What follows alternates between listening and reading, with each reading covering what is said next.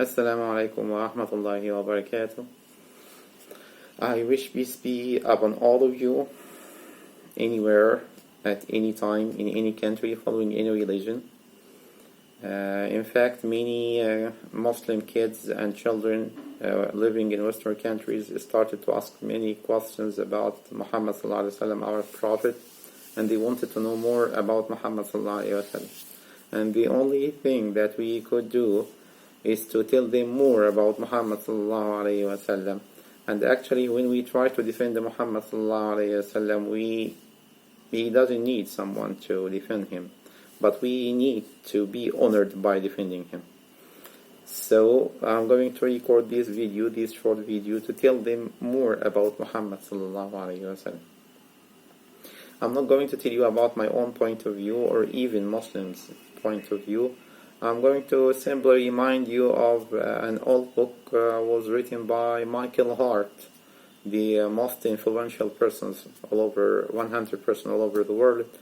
And in this book, Michael Hart was trying to set a criteria to define the word great. And according to his criteria, Muhammad sallallahu alaihi wasallam was chosen to be the greatest. In this book, Michael Hart defined the word great as the one who is able to change. So according to him, if you change your work, if you change your life, if you change your country, if you change the field of your study, you are a great person. And according to this definition or this criteria, Muhammad sallallahu alaihi wasallam was the one who was able to make the greatest change for mankind in the history of mankind. I'm going to tell you in short some main points. How could Muhammad be chosen as the greatest person in the history of mankind? Number one, Muhammad has changed his people, the Arab people. They had nothing, they had no country, they had nothing, and then they turned it to have an empire. Muhammad sallallahu alaihi wasallam served his school, served his Islam, his school, and actually he affected the world and the history of mankind, that the large number of people followed him.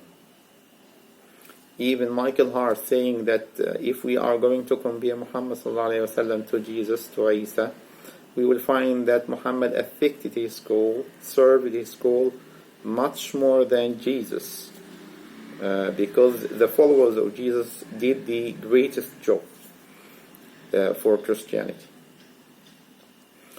Also, Michael Hart is talking about that Muhammad was the only messenger or the only person who achieved the balance, who made a balance between what's spiritual and what's physical or materialized.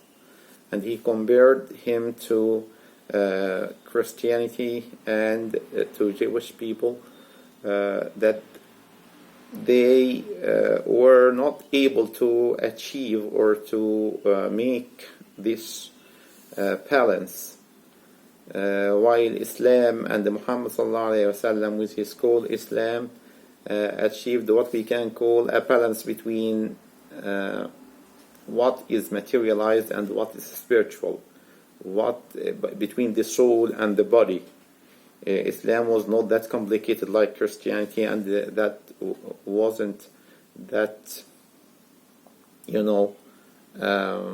materialized or caring so much about money and life and what is physical, as for Jewish. So Muhammad sallallahu alaihi wasallam was the first teacher. We can consider him the first teacher for mankind. Many people tried to insult Muhammad sallallahu alaihi wasallam, or assault him, or even attack him, and he was always tolerant to them, teaching them and helping them or guiding them to the right path. I don't want to talk too much about Muhammad sallallahu alaihi wasallam, because anything we say will not be enough. Muhammad is the person that chosen by God to be an example for all people, for leaders, for judges, for husbands, for fathers, for men, for leaders. And it's normal, it's logical to find that some people, a category of people, reject this idea of perfection. Some people do not believe that we could have such a person. But actually, that's why Muhammad ﷺ was made by God. He was introduced for us as an example to follow. So I just remind you of the book of Michael Hart, which is written not by a Muslim person. I wish you read it, and I wish that we read more about Prophet Muhammad sallallahu alaihi wasallam. Thank you.